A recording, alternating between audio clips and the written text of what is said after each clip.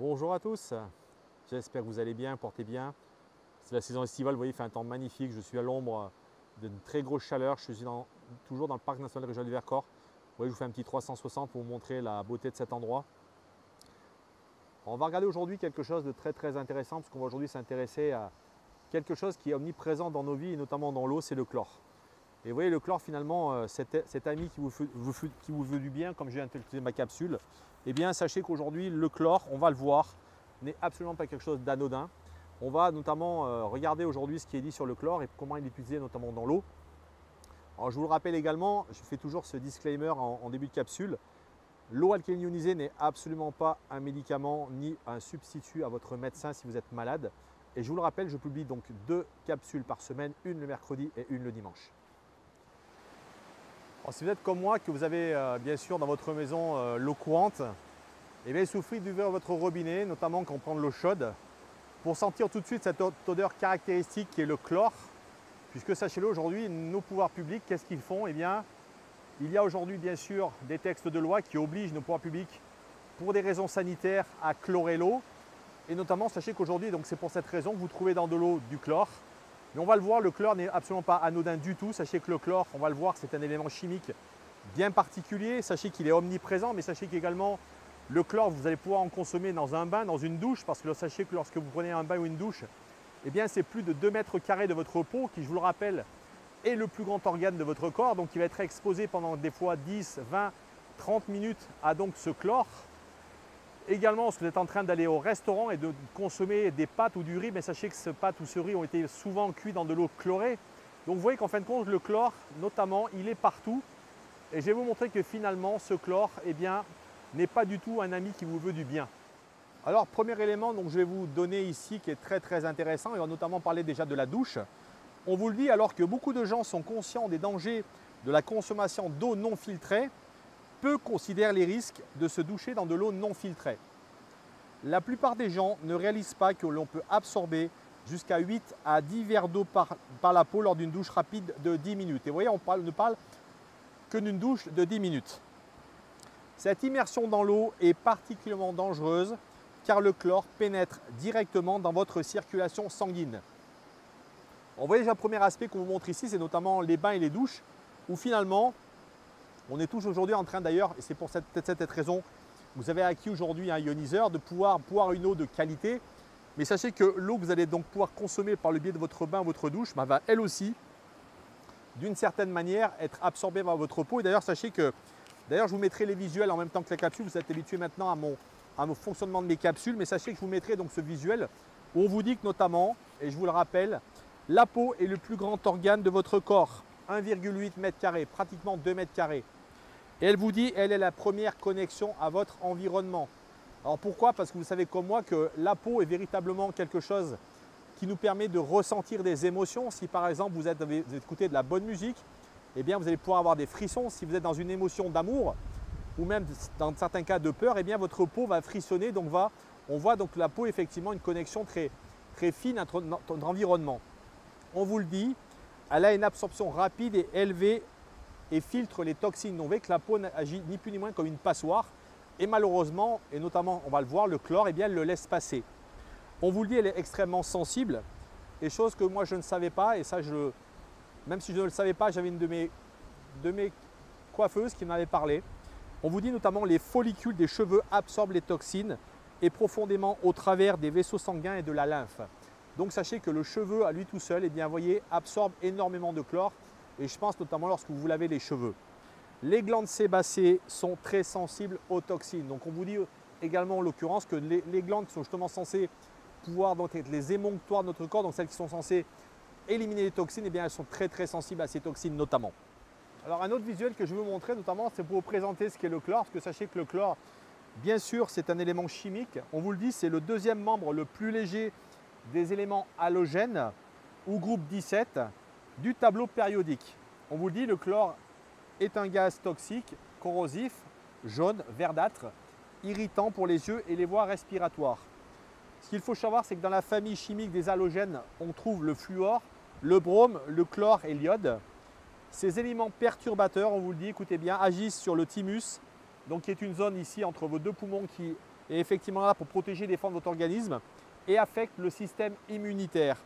Un stress général est activé. Donc vous voyez, je vais déjà vous montrer d'un point de vue physiologique que le chlore, qui est cet ami invisible qu'on est en train qu'on a à portée de main tous les jours, simplement lorsqu'on va prendre une douche ou un bain ou boire un verre d'eau chlorée, eh bien on n'a absolument aucune idée de quelle façon ce chlore malheureusement affecte notre santé, nos émotions, voire même notre système immunitaire. Alors, vous voyez deux éléments importants, deux choses très importantes. Sachez que le chlore, notamment dans l'eau du robinet, malheureusement, on le sait tous sur le plan aujourd'hui santé, qu'est-ce que le chlore malheureusement représente pour notre corps? Eh bien c'est souvent ce qu'on appelle donc quelque chose qui est un puissant oxydant cellulaire. Donc sachez que le chlore malheureusement va augmenter l'oxydation cellulaire de votre corps. Et sachez qu'en plus de ça, le chlore à long terme, eh bien dans le corps, rappelez-vous, c'est un élément chimique. Et rappelez-vous que toute la chimie présente dans notre corps, eh bien notre corps va chercher absolument à l'évacuer. Donc sachez qu'à long terme, bien sûr, le chlore peut, je pense, provoquer de toute façon, on le sait tous, certaines problématiques de santé. Mais là, je vais simplement m'attarder, vous voyez, sur quelque chose qui me semble beaucoup plus parlant pour nous tous, c'est lorsqu'on prend une douche. Vous voyez, on vous le dit, lorsqu'on prend une douche, en fait, de la tête aux pieds, vous baignez dans un bain de chlore et ainsi d'autres de leur vapeur. Et vous voyez, je vais vous mettre ici un schéma qui vous explique, on va voir ici ce qu'on appelle le chlore total, et finalement le chlore, qui encore une fois, je vous rappelle, est un gaz, mais en fin de compte, il a plusieurs aspects. Il a donc ce qu'on appelle le chlore. Sachez que le chlore, c'est un gaz qui est composé de 2 atomes de chlore par molécule.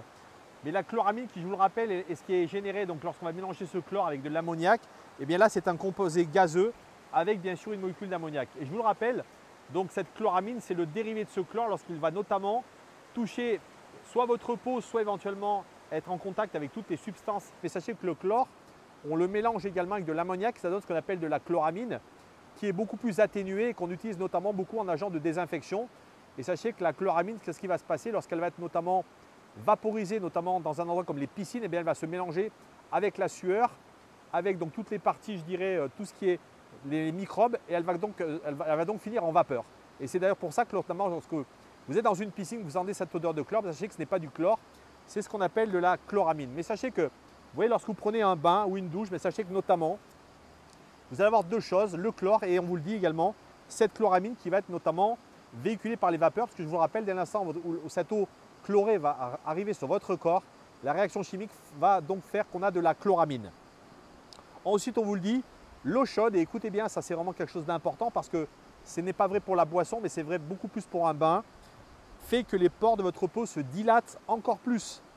Et ces derniers laissent passer l'eau qui rentre dans votre corps avec tout ce qu'elle transporte. Là encore, je vous le rappelle, on parle du chlore aujourd'hui, mais on pourrait parler de tout ce qui existe dans l'eau. On a parlé du mercure, on pourrait parler du chrome, on pourrait parler de beaucoup d'autres polluants dont je n'ai même pas parlé ici. Ensuite, on vous dit que le chlore rentre sous forme liquide et de vapeur, ce qui génère des problèmes de peau. Et écoutez bien, et ça c'est aujourd'hui ce qui est terrible pour les douches notamment et les bains, à 40 degrés, c'est la température à laquelle le chlore est le plus facilement absorbé parce que c'est là que vos pores sont dilatés au maximum. On vous dit également que le chlore fragilise votre peau, son système immunitaire, protecteur et sa résistance aux UV. C'est un puissant oxydant cellulaire, peu onéreux, pour tuer les bactéries dans l'eau des réseaux potables. Donc vous voyez qu'aujourd'hui, j'espère vous donner quelque chose d'assez précis pour comprendre que finalement, cet élément qui paraît très anodin, qu'on utilise tous les jours, en tout cas qui nous a été proposé comme quelque chose de sûr, et notamment sur l'aspect sanitaire, mais vous voyez que sur le plan de notre santé, de notre peau, de nos cheveux, eh bien on voit qu'effectivement, il y a quand même pas mal de problématiques qui peuvent se créer avec ce chlore. Alors là, je vais vous citer, d'ailleurs vous aurez le visuel, vous le verrez, c'est un médecin qui a simplement énuméré les différentes problématiques du chlore. Voyons, on vous le dit, le chlore, il peut causer des conjonctivites. Hein, vous l'avez vu tout à l'heure dans la fiche du chlore, on vous dit c'est un irritant pour les yeux, donc on n'est pas étonné qu'aujourd'hui, mélangé dans de l'eau, il crée des conjonctivites. Il irrite les yeux, notamment chez les bébés et les enfants. L'asthme, le chlore peut irriter par voie respiratoire. Là aussi, je vous le rappelle, c'est mentionné dans la fiche du chlore. C'est quelque chose qui effectivement est très mauvais pour les voies respiratoires. Ce n'est pas un hasard si les nageurs de compétition sont doublement victimes d'allergies et d'asthme si on les compare aux autres athlètes. Et vous voyez que là, encore une fois, c'est documenté. Aujourd'hui, malheureusement, les gens qui font de la compétition à haut niveau, donc qui sont dans des bassins chlorés, bien, vous voyez, on le voit en fin de carrière ou notamment pendant leur carrière, ce sont des gens qui sont notamment sujets à l'asthme et aux allergies. Également, on vous le dit, et là c'est quelque chose que vous pouvez sans doute constater si vous prenez des douches et des bains, ou notamment si vous pouvez le constater au travers de vos enfants, il agresse le cuir chevelu et favorise le développement de vos pellicules. Et là, vous voyez, c'est quelque chose d'extrêmement, j'ai envie de vous dire, presque rigolo, parce que vous voyez, aujourd'hui, on vous dit que le chlore finalement favorise le développement des pellicules, et à côté de ça, on vend des shampoings antipelliculaires. J'ai envie de vous dire, on crée, vous voyez, à la fois le problème et la solution. Fragilise vos cheveux et les rend rêches et cassants. Il ternit vos couleurs. Il crée la sensation de peau qui tire à la sortie de la douche et du bain. Ça, je pense que c'est quelque chose que vous devez vous-même ressentir, ou même vos enfants, lorsqu'ils sortent d'une bain ou d'une douche, eh bien, ils ont souvent la peau qui tire et on est obligé très souvent d'y mettre de la crème hydratante. On vous le dit, il assèche votre peau et accélère son vieillissement. Je vous l'ai dit tout à l'heure, le chlore est un puissant oxydant cellulaire, donc il va véritablement abîmer votre peau. Il crée des démangeaisons et des brûlures. Il peut être responsable, et écoutez bien, là aussi c'est intéressant, de vos problèmes de peau comme les mycoses, l'eczéma, les dermatites, le psoriasis, ou si vous connaissez notamment ce qu'on appelle les éphélites sur la peau, ce sont une hyperpigmentation de la peau qui malheureusement, vous allez voir, je vais vous mettre tout de suite le slide, je vous explique ce que c'est, qui est notamment généré par le chlore, parce que encore une fois, je vous dis tout à l'heure, lorsque vous prenez une douche, qu'est-ce qui va se passer? Au niveau de votre peau, il va se créer ce qu'on appelle des oxydes de chlore, et ces oxydes de chlore combinés donc à la réaction de votre peau et du chlore vont créer des réactions cutanées et créer ce qu'on appelle notamment ces éphélides, qui sont des hyperpigmentations de votre peau. Alors vous voyez, finalement on peut se dire il faut effectivement quand même chercher peut-être à se protéger au maximum du chlore, et c'est vrai que je connais un grand nombre de gens qui ont déjà investi chez eux et ils ont tout à fait raison. Certains des filtres notamment basiques pour l'eau de leur robinet, si vous avez aujourd'hui investi dans une fontaine, eh bien c'est beaucoup mieux. Une fontaine à ioniseur, c'est beaucoup mieux parce que c'est quelque chose qui va notamment filtrer le chlore, mais également vous permettre d'avoir une eau de meilleure qualité. Mais sachez qu'aujourd'hui, je voulais juste vous donner une information que j'ai trouvée récemment sur Internet qui concerne notamment les normes pour le chlore. Mais sachez qu'aujourd'hui, si vous prenez par exemple certains dispositifs pour les douches, sachez qu'aujourd'hui, il y a des gens qui effectivement ont bien compris l'importance de ne pas se doucher avec trop de chlore. Eh bien, sachez qu'il y a notamment ce qu'on appelle une norme américaine qui s'appelle la norme NSF 177. Je vous mettrai également le visuel. Mais vous voyez, on vous dit qu'en fin de compte, ce filtre n'est limite que 50% du chlore. Et vous voyez, ce qu'il faut savoir simplement, c'est que clairement, là aussi, on vous le dit, ce qu'on appelle le chlore libre, donc les dérivés de chlore, notamment la chloramine, eh bien, en fin de compte, tout ça va quand même continuer à exister et créer donc toutes les problématiques liées notamment à cette sphère du chlore, qui, vous venez de le voir, est vraiment quelque chose qui n'est véritablement pas un ami pour votre peau ni pour votre santé. Alors je vous le rappelle, ce qui est très important aujourd'hui, c'est de chercher effectivement à avoir bien sûr un filtre qui va filtrer le chlore. Et je vous le rappelle, le filtre de ioniseur va filtrer le chlore à plus de 95%. Et sachez que dans sa nouvelle version, on aura quelque chose qui sera encore plus efficient, parce qu'on va avoir bientôt un filtre qui va filtrer pratiquement de l'ordre de 96%, ce qui est énorme, voire même 97% je crois. Donc ce qui est énorme, laissant passer une quantité extrêmement faible du chlore. Donc vous voyez que finalement, ioniseur est déjà un très bon investissement de ce point de vue-là. Mais je vous le rappelle, le principe de l'eau ionisée, bien sûr, c'est ces trois avantages combinés.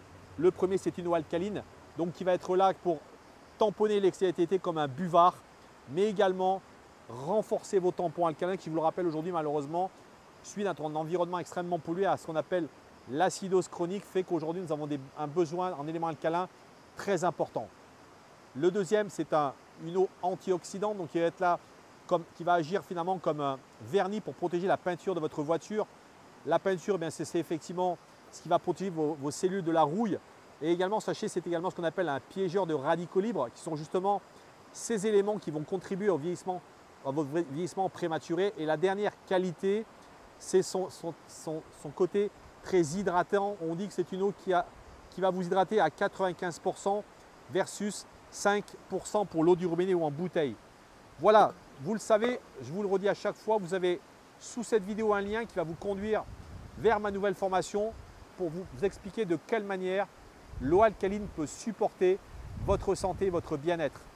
Les amis, je vous dis à très bientôt. J'espère que cette capsule vous aura intéressé.